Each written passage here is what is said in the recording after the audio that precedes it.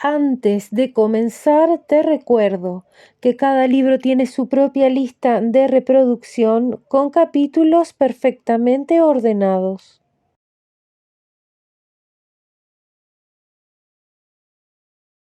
Todos los perros de mi vida. Elizabeth von Arnim. Coco. Octubre fue de lo más hermoso allí arriba. El tiempo fue perfecto casi hasta finales del mes. El enorme valle que se extendía a nuestros pies permaneció cubierto por una tenue neblina. Las laderas, verdes y radiantes, iluminadas por cerezos encendidos, y el Weisshorn, con permiso del Mont Blanc, el mayor orgullo de Suiza, descollaba fastuoso y espléndido frente a las ventanas de mi habitación. Pasé a llevar una vida apacible y rutinaria, de tranquilas mañanas durante las que trabajaba sin interrupción. Resulta imposible que te interrumpan si tu única compañía es un perro que se comporta de manera ejemplar. De almuerzos en el porche con la totalidad del paso del Simplón como guinda a la inmensa panorámica de que disfrutaba entre bocado y bocado. De largos paseos vespertinos con Coco, de atardeceres de lectura junto a la chimenea con Coco tumbado ante ella, rebasando la estera por ambos extremos. Después llegaba la última visita a la terraza y nos adentrábamos en la vasta noche, la vasta y fascinante noche, tachonada de estrellas, adornada con montañas coronadas de nieve. Nuestra casita colgada entre ellas, en lo alto, cerca del firmamento y a lo lejos, bajo nuestros pies, las luces del pueblo que había en el valle, titilantes y danzarinas, como reflejadas sobre el agua. A ese majestuoso esplendor nos asomábamos Coco y yo todas las noches antes de acostarnos, y disfrutábamos de unos minutos, al menos yo, mientras él me observaba sentado, de recueliment.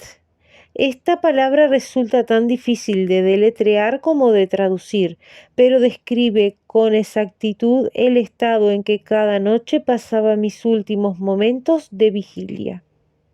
El conserje, su esposa y la sirvienta llevaban rato dormidos, de modo que Coco y yo teníamos el mundo entero, o eso parecía en aquel silencio elevado, en aquella pureza indescriptible, solo para nosotros dos.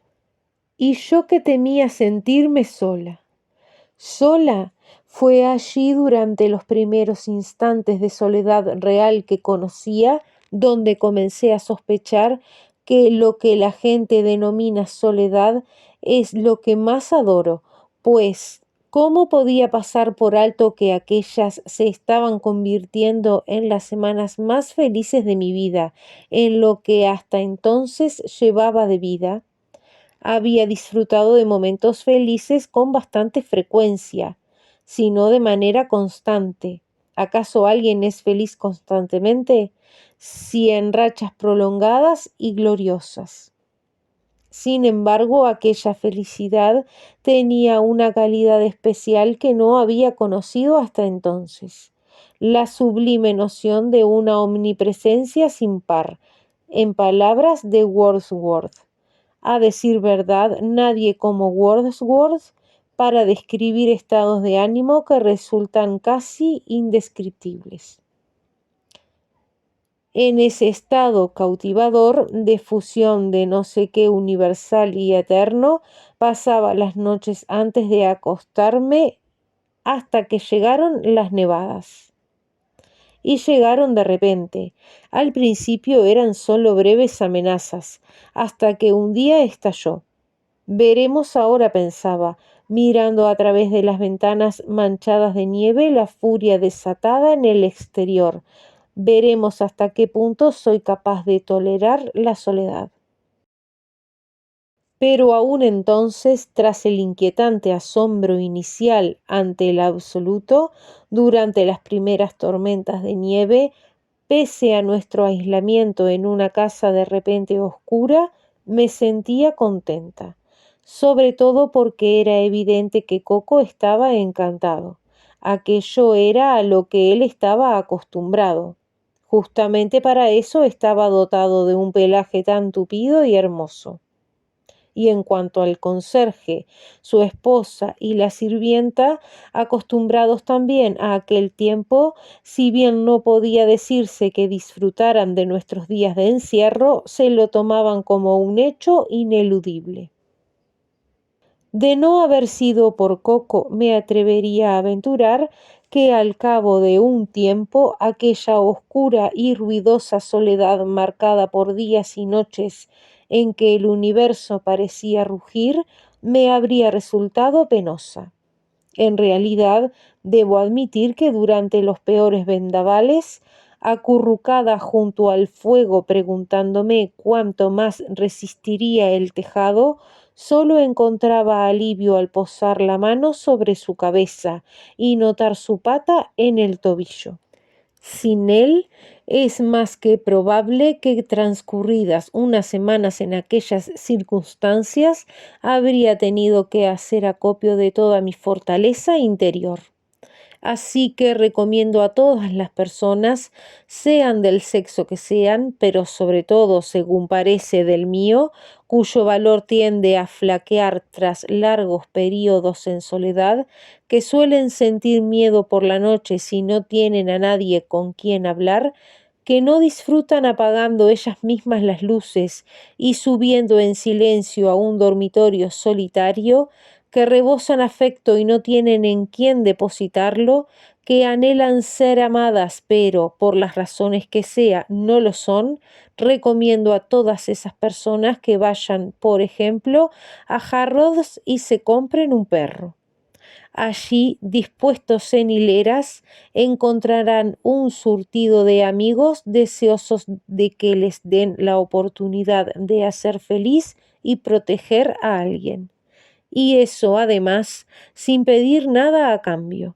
Y pase lo que pase, sin que jamás se les ocurra quejarse, ni enfadarse, ni juzgar, y para los que ningún pecado cometido contra ellos será nunca lo suficientemente grave para no perdonarlo de inmediato con alegría. Unos auténticos santos, santos risueños, además algo que, según mi parecer, es importante. Entre nuestros santos humanos numerosos, qué duda cabe y merecedores de exaltación, sería difícil encontrar a uno que fuera más santo que un buen perro. Así pues, en palabras de un poema que encontré el otro día por casualidad y me causó una honda satisfacción, alzo mi copa. Brindo por los perros buenos, sea cual sea su raza, tengan o no pedigrí, aunque nunca hayan ganado ningún premio de postín.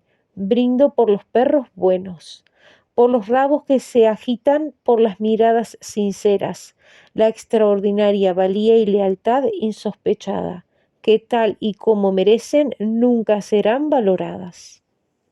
En aquel mundo blanco y congelado no tenía cabida el deleite.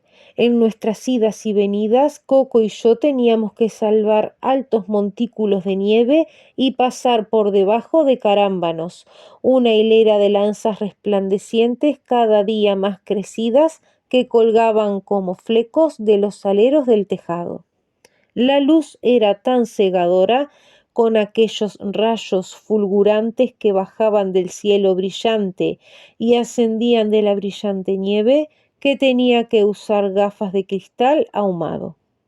Los caminos habían desaparecido y el conserje, cuando salía a buscar provisiones, tenía que calzar los esquíes.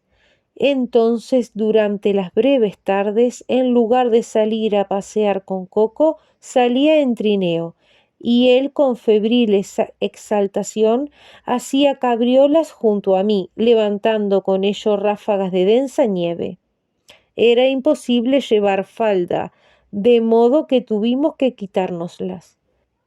Incluso la sirvienta en sus días libres salía ataviada con pantalones bombachos. En aquella época el gozo de vivir que se apoderó de nosotros era tal que cada vez que cruzábamos una mirada sonreíamos de oreja a oreja, y todo lo relativo a la comida, al mero hecho de comer, se convirtió en uno de los acontecimientos más agradables e importantes de este mundo. En pocas palabras, estábamos sanos y en consecuencia éramos felices y cabe suponer que sabios. Era como si el sol se filtrara a través de nuestros cuerpos claros, oportunamente traslúcidos. La brisa, suave y pura, nos llevaba de un lado a otro como si tuviéramos alas. En casa cantábamos y fuera descendíamos en picado sobre los esquíes o en trineo. Incluso la sirvienta cantaba y se lanzaba colina abajo. Y más sorprendente aún, incluso el conserje, de gesto malhumorado, y su corpulenta esposa. La primera vez que los vi con los esquíes sentí un escalofrío, pues no creí que unos objetos tan delgados pudieran soportar el peso de aquella mole. Pero ella salió disparada, segura de sí mismo y de ellos como nadie, y desapareció tras una pendiente de nieve como un pájaro enorme, obeso y rígido, aunque innegablemente diestro. Ojalá, ojalá siga así hasta Navidad. Ojalá los niños tengan ocasión de disfrutar de este invierno, me decía tan a menudo que llegué a convertir aquellas palabras en una especie de plegaria. Y así fue, los niños tuvieron ocasión de disfrutar de todo aquello y creo que habríamos pasado la Navidad más maravillosa de nuestras vidas de no haber sido por un detalle, los invitados.